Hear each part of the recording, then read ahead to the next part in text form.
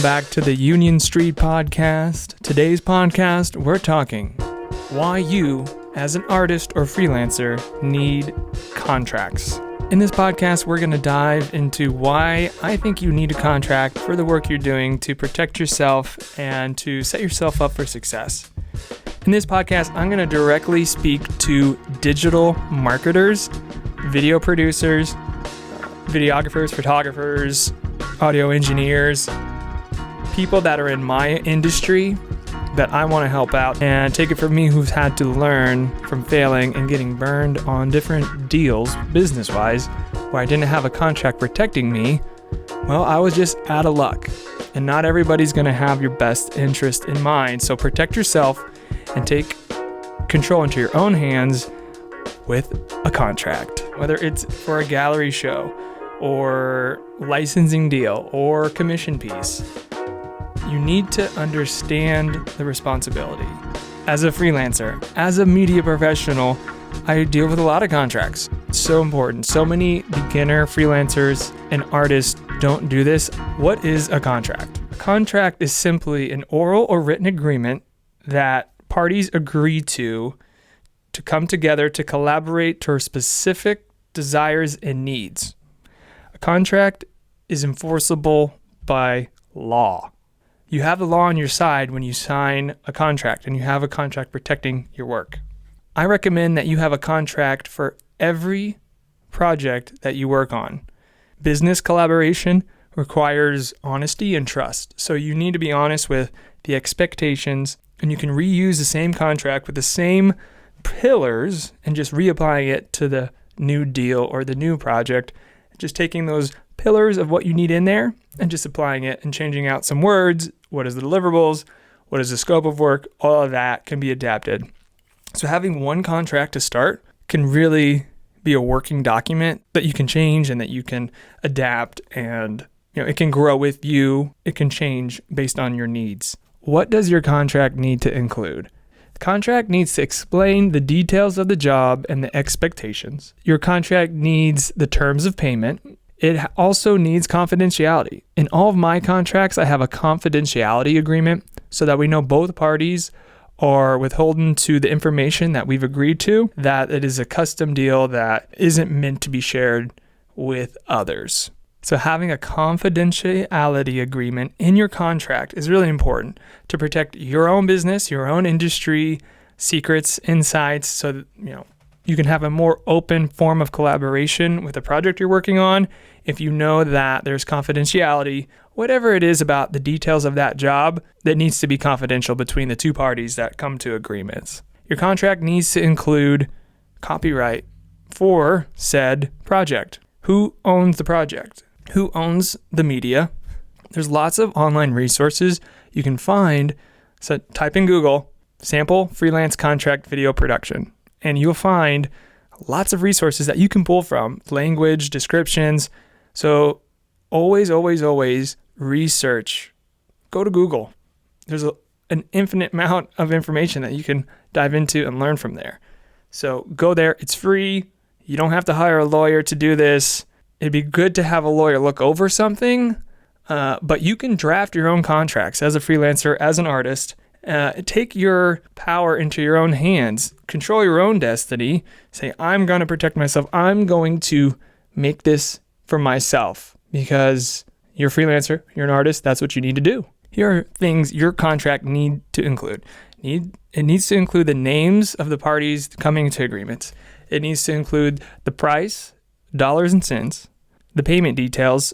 Is there a deposit? What's the payment schedule? When is there a due date for that final payment?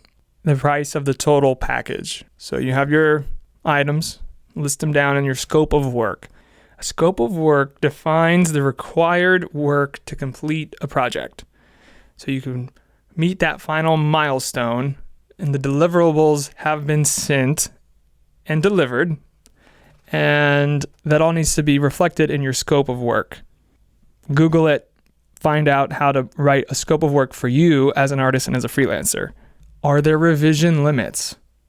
Okay, say you're editing a video and your client wants revisions, Is there an endless amount of revisions? Oh, it's not done you're not done until this project's done.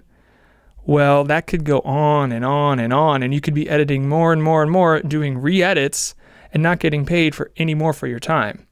So your contract should have a revision clause, revision limits listed, so you're not having to spend twice as long on a video that you projected in your scope of work and not get paid for any more time.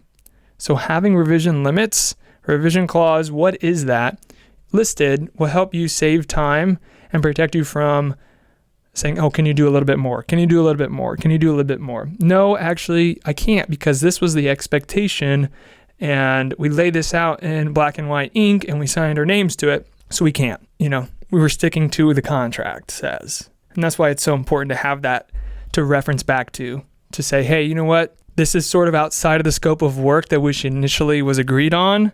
I'd be happy to adjust and add on to the existing scope, but what is you're asking is outside of the initial scope. So that will protect you from doing extra work for free, being able to protect yourself and say, hey, my time is valuable as a freelancer, as an artist, as a person.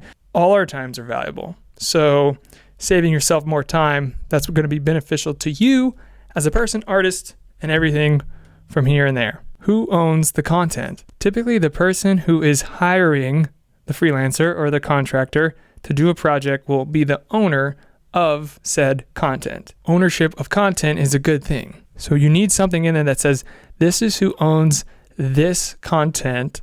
We're not giving away any of our secrets here, but there is a lot of ways that you can go into ownership and thinking about ownership as a freelancer that can benefit you. You want your contract to be mutually beneficial. That's how we like to do business. That's the best kind of business. I like to say is win-win. When I win, you win, we all win. That's the type of business we like to do. That's what you want to have come across in your contract. You want it to be a win-win, and that's going to benefit everybody. So have that reflected. You're coming to a mutual understanding that it's mutually beneficial for us to enter these terms.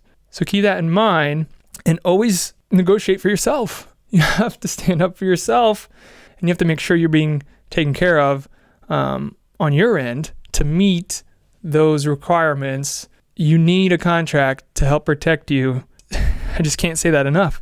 You really need it. Here are a few good reasons why you need a contract in writing.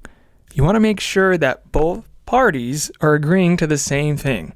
There's no he said, she said about it. It's in black and white. You put your name on it. So there is no miscommunication. Written words provide clarity. Okay? You want to hold each other accountable.